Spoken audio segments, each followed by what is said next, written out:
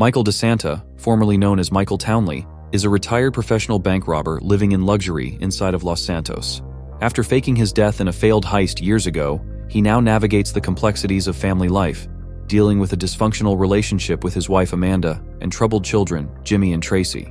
Despite his attempts to leave his criminal past behind, he finds himself drawn back into a life of illegal activity when he reunites with his former partner, Trevor Phillips, and gets entangled in a series of heists planned with both him, Trevor, and Franklin. As the story progresses, Michael grapples with loyalty, redemption, and the consequences of his actions as he tries to keep his family and criminal ventures intact. After the final mission in the story, we don't really get an explanation to where he went or what he decided to do after all was said and done. Both Trevor and Franklin get some light shined on them, with Trevor continuing to do what he was doing in the story mode with the GTA Online mission titled Series A funding, and Franklin becoming a successful businessman revealed in the Contract DLC. But where did Michael go? Well, let's dive into some backstory first. But before that, I will be creating this video under the assumption you chose Death Wish, where all three characters live and Michael or Trevor do not die. When we are first introduced to Michael, he seems very incontent with his life. His relationship with his family is not very strong and is dissatisfied with the way his kids are turning out. The end of the road! With a big house and a useless kid, and I'm stuck talking to you because no one else gives a Oh, I'm living a dream, baby! And that dream is... it is... Let it all out. I think I just did. His son Jimmy is lazy and doesn't apply himself to anything important. And his spoiled daughter Tracy, attempting to become a you-know-what star and using her looks to get on shows like Fame or Shame. In this point in his life, Michael feels as if he has no control over their fate and tries to forget his problems by frequently watching movies, binge drinking, and smoking out by his pool. He has everything a man could want: a family, a beautiful mansion, and enough money to set him up for a lifetime. But none of it makes him happy. Just because he has these things doesn't mean there isn't problems that come with it. There is always some sort of dilemma between the people in his household, and is constantly worried of his cover being blown by his FIB agent friend Dave Norton, who he has been paying on a monthly basis for the last 10 years to keep him out of the eyes of the federal government because he helped him get out of his illegal lifestyle through a trade between the both of them. Dave gets a promotion within his line of work by being labeled as the man who killed the infamous bank robber Michael Townley, and Michael who fakes his death in order to take care of his wife and kids. Michael then at one point is lured back into pulling off heists with the main trio of the story when Trevor discovers that he is actually alive through a quote he heard on the news during a documentation of a jewelry heist that only he would recognize. Things every day. You'll make sure this is one of them. That was pretty scary. Back to you in the studio.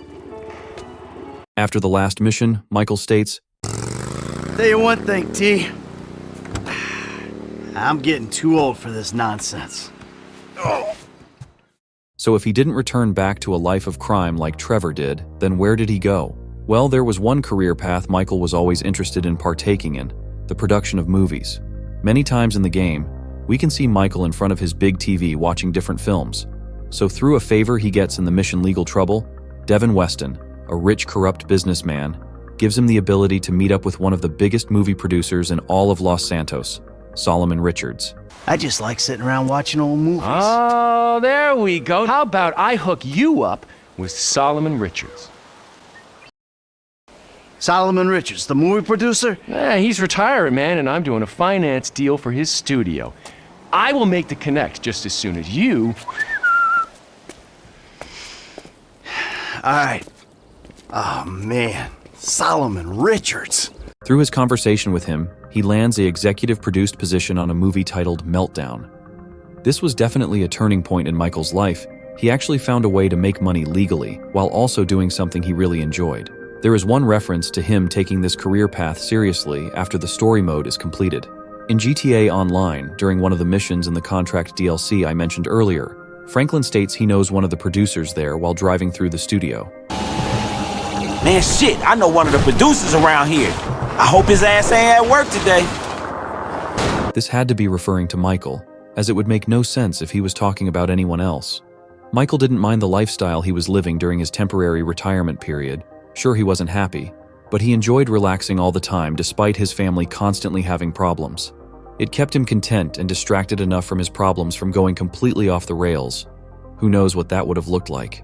If his kids were successful, and his marriage always going in the right direction, Michael probably would have been doing what he was already doing until he died. But after returning to his criminal past, he realized it was a massive wake-up call for him.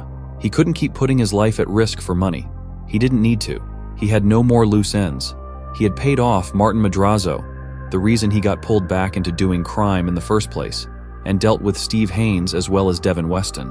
Michael came to the realization that his luck was running out and decided to play it safe from there on out. He couldn't just let the things he loved constantly go by him and continue the way he was living during his retirement. Therefore, he decided to make a change. He put his family's happiness before his own. He got his lazy son a job working at the arcade shown in GTA Online. When my Uncle Les said that this job was in games, I was thinking more of a esports league, you know, like packed out stadiums and global streaming rights and professional athletes that make millions of dollars, and they look like me, not a museum. I mean, some of these games are older than I am. Okay, do you want the gig or not? There's a bunch of kids who chopped their arms off, but the boss told me I had to give it to you. No, I do. I want it. Just tell me what to do. Do you know how to use a broom? Wendy! Hey. Hey, how's he doing? Actually, don't tell me. Jimmy, everyone has to start somewhere. And began doing what he wanted to do from the start, making movies. I couldn't find any other movies Michael assisted in creating after the story mode, but then again, it's just a game, so maybe there doesn't have to be so much information related to it. But it is indefinite that Michael never returned back to becoming a bank robber, due to him noticing it would be a massive risk to his life, his friends' lives, as well as his family's. As a reminder, this theory is just all speculation. Despite him receiving a confirmed reference from Franklin, I still can't say 100% that what I am saying is true because we haven't seen him in person at all, nor any other movie projects he's worked on over the last 11 years. Maybe in the upcoming GTA Online update set to release this summer, Michael will get another reference suggesting to where he may have actually gone. Due to rumors, this may be the last major GTA Online update, as Rockstar Games developers switch their entire focus on the heavily anticipated release of GTA 6. But I still think this theory holds up pretty strong as it is the one and only piece of evidence of his existence after the timeline in the story, also debunking theories that he may have died, which I have researched in the making of this video and have not found any pieces of sufficient evidence backing the claim, aside from the obvious fact you chose option B, where Franklin kills Michael. I hope you all enjoyed this video. If so, please like and subscribe, and consider checking out some of my other videos I've made, as well as ones I will be creating in the future, so turn on post notifications to see those. Thanks for watching.